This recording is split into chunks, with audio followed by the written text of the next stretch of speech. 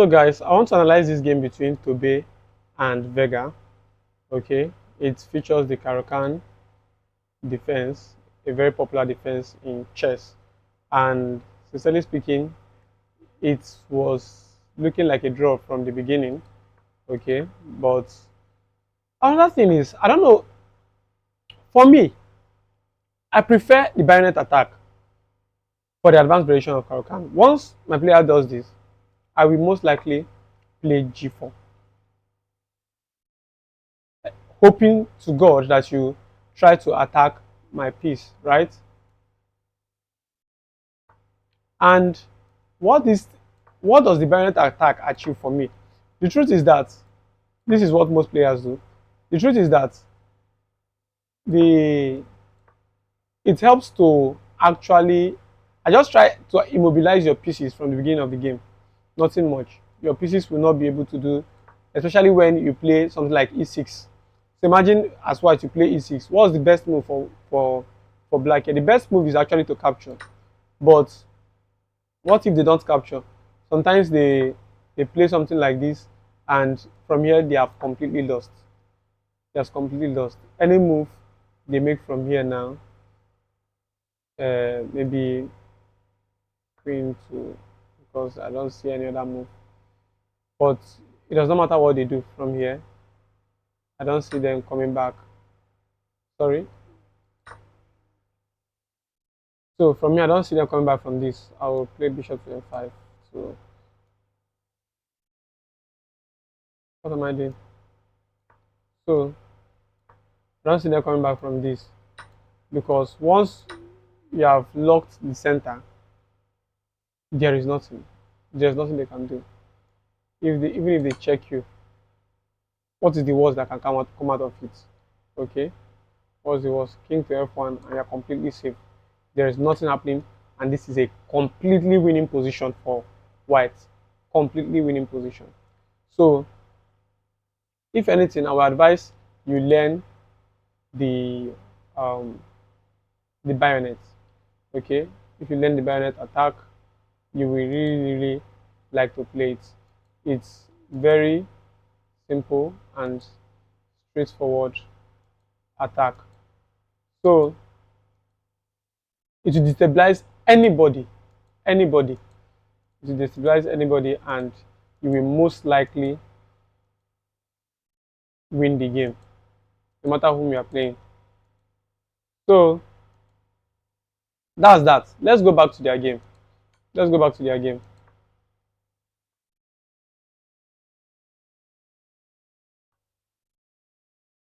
So they continued. H2 was not a very good move.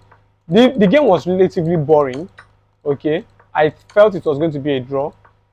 Sincerely speaking, it was looking like a drawish game. They did not make much blunders, so there's no much analysis to be done on their middle game and opening.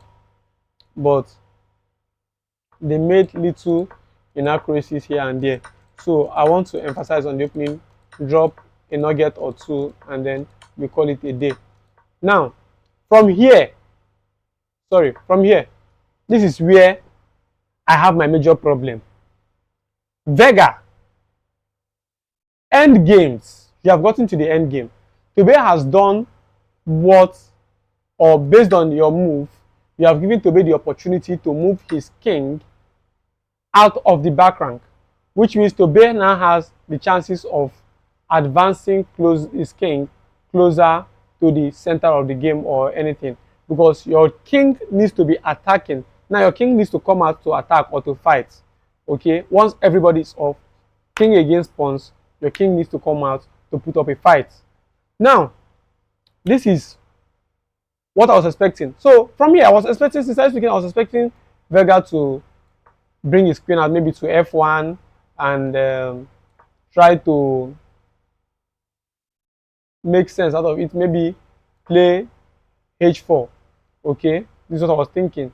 And if Tobe locks it, then you look for a way to go around it. That is, if Tobe locks it, then you know that you are getting a complete draw, because that in fact the position is a complete draw. The position is a complete draw. So this was The exact thing I was suspecting from here. Now, guess what? Vega played knight to f2. Now, why is this a bad move for Vega? Why? Because of what will happen when Tobe plays knight to f4. What happens? What happens is that Vega now has just one square to move his king. Even if he does, it is still a drawing position, right?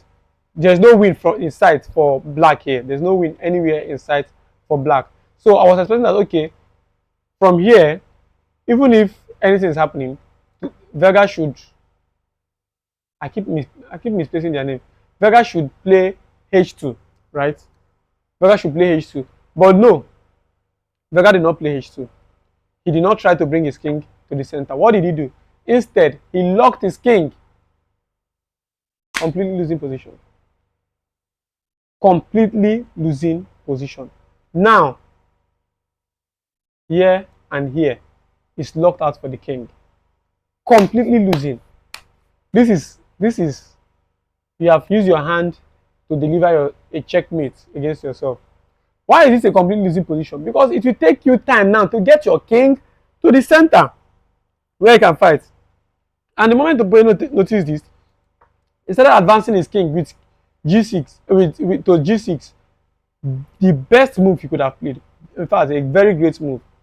He started advancing his king and he forced the exchange. Now, he has created a pass pawn and Vega is a piece down. Okay, so Vega sought for a way to take the pawn back, and I understand, but it is not feasible. Will you leave your knight here? Because any move wins. Any move you have to. This is called a zugzwang. Okay, so this is called a zugzwang. From here, Vega just needs to make a move that will force Tobe to make a move. In chess, we call it a zugzwang. And any move Tobe makes is going. Sorry, Tobe needs to make a move that will force Vega to make a move. Why do I keep missing? So now from here, any move Vega makes loses. Any move at all. So let's see. So he's forced to make a move, and he can come to maybe just here and here. So let's continue.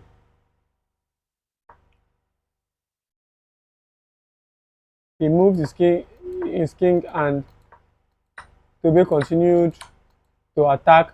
And from here, Tobe made a very annoying blunder. This is a mistake. This is a mistake. He's still winning. He's still winning, but he now needs to play just the best moves to the very end. And Vega needs to actually play just the best moves. I was thinking from here that Vega will try to attack this pawn by maybe bringing his knight to e3 and all that. But instead, Vega made a worse move. He played knight to f6. Now, this is what Vega was trying to achieve. Let me show you what Vega was trying to achieve. He wanted to be to capture, he will capture back, but he forgot that even this is a worse way to lose. Okay? Because there is a checkmating pattern in 22 moves. Okay? So Vega forgot that this is going to lose him the game. So, sorry.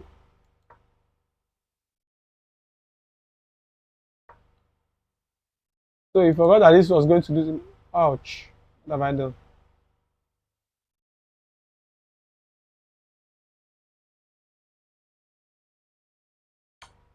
So he forgot that this was going to lose him the game. Now, Tobe in turn moved his king. This is not a bad move, but it's not the fastest way to achieve checkmate. I would have loved if he had captured so that he will see that there's nothing he could have done.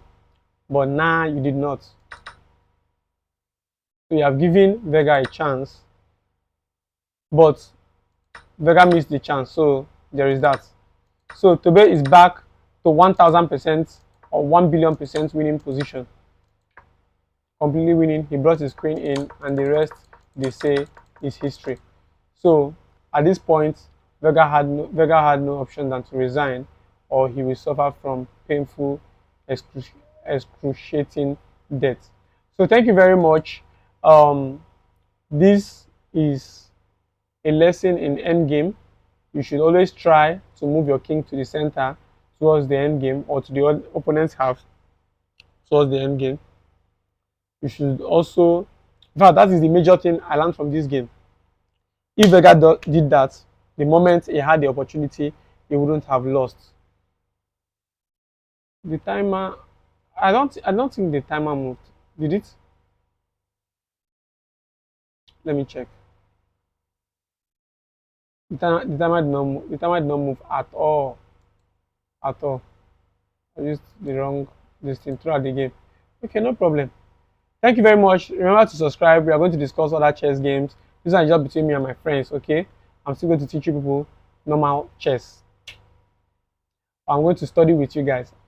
So I told you I finished studying Bobby Fischer teaches chess, and I want to make it into a content and upload it just for fun. If you don't watch it, my future children will be forced to watch it. You don't have any option.